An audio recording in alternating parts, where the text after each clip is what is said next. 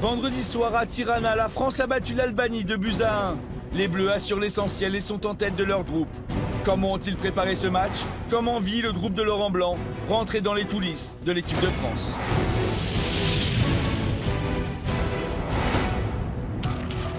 Lundi midi à Clairefontaine, ce sont les retrouvailles. Les visages sont radieux, les accolades chaleureuses. Au programme du jour, un déjeuner au château, puis en début d'après-midi, un léger footing. On a retrouvé Rantanplan.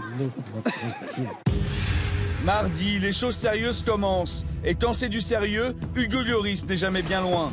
Voici ce que l'on appelle un spécifique gardien de but. C'est la grosse séance de la semaine, c'est là où on cherche un petit peu à se surpasser, à travailler un petit peu dans le rouge.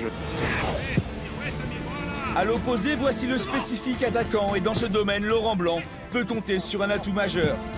S'il y a un joueur depuis 7-8 matchs qui donne pleinement satisfaction, c'est Karim. On donne un fond aux entraînements pour être prêt en match. Mercredi matin en salle de presse, l'ambiance est détendue. La question d'un confrère est sans détour. Aimez-vous venir en conférence de presse? On va dire je le fais parce que c'est une obligation. Je déteste être là.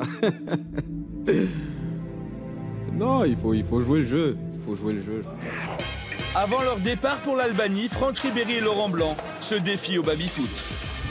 C'est un bon joueur. Et, comme il dit, c'est le milieu qu'on gagne le match. Et moi, j'ai gagné le match au milieu. Et il faudra que je le laisse un jour gagner. Et puis voilà, ce sera important pour lui aussi, pour la confiance. Quelques heures plus tard, ils seront en terre étrangère. Je suis prêt, moi. Jeudi à Tirana, toute la délégation s'offre une petite escapade sous un soleil et une température dépassant les 30 degrés. Les Bleus prennent de l'altitude et s'offrent cette vue panoramique de la capitale albanaise. En fin de journée, c'est la séance d'entraînement et la reconnaissance du stade. Dans 24 heures, ça sera une toute autre ambiance. Ils vont vouloir nous imposer ce défi physique parce qu'ils sont très bons dans ce domaine-là. Ils ont des joueurs puissants, grands physiquement, qui aiment ça. Nous, on a envie de maîtriser notre destin et on sait que si on gagne demain, on préservera cette première place. Vendredi à 2h du coup d'envoi, le ton monte chez les supporters. L'équipe de France quitte son hôtel. Il n'y a qu'une centaine de mètres à parcourir afin de rejoindre le stade. Mais bien évidemment, le trajet s'effectue en bus. Ce match a une saveur toute particulière pour le père de Lorit Sana, l'emblématique capitaine albanais. Je suis partagé en deux, Albanie et la France. Je sais que les supporters ils sont un peu chauds. J'aimerais bien qu'ils ne dépassent pas les limites de fair play et tout ça. L'ambiance est surchauffée. Pendant les hymnes, c'est un mélange de ferveur et d'émotion qui envahit l'aire de jeu.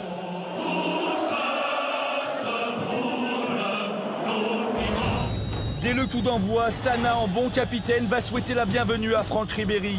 Les Français ne sont pas intimidés pour autant et ont dû répondant à l'image d'Mvila.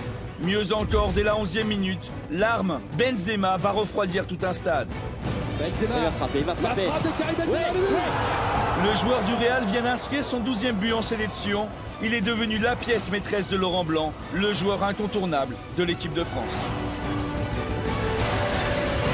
Moi, j'ai essayé d'apporter comme à chaque fois, mais je pense que tout le monde a été bon en partant de Hugo, des défenseurs, des milieux de terrain et des attaquants.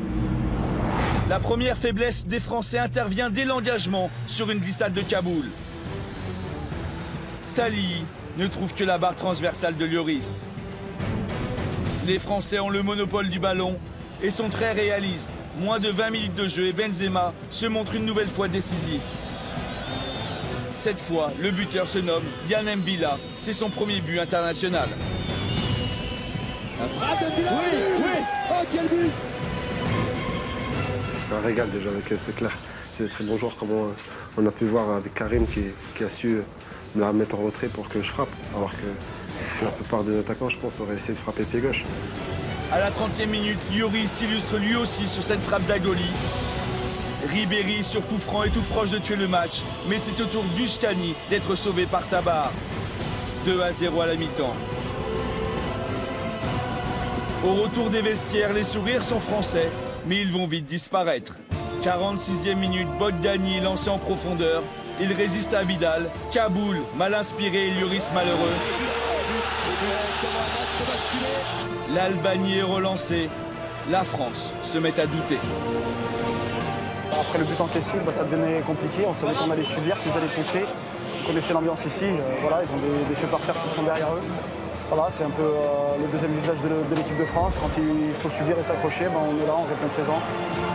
Les Bleus vont devoir résister aux assauts albanais à l'heure de jeu. Le gardien lyonnais est de nouveau décisif. Quelle occasion albanaise, double occasion. Les tricolores ne parviennent pas à faire le break. Kaboul et Nasri toucheront même les poteaux. Une première mi-temps prometteuse, une seconde plus décevante. Mais finalement 3 points capitaux. De quoi satisfaire la délégation française. C'était l'objectif, c'était de prendre 3 points ici. Après la manière, on peut toujours en discuter, mais je pense qu'on a fait une très bonne première période. Dans les vestiaires, pas de cri de guerre, juste la satisfaction du travail accompli. Bravo à vous, c'est un très bon match, ça a été plaisant.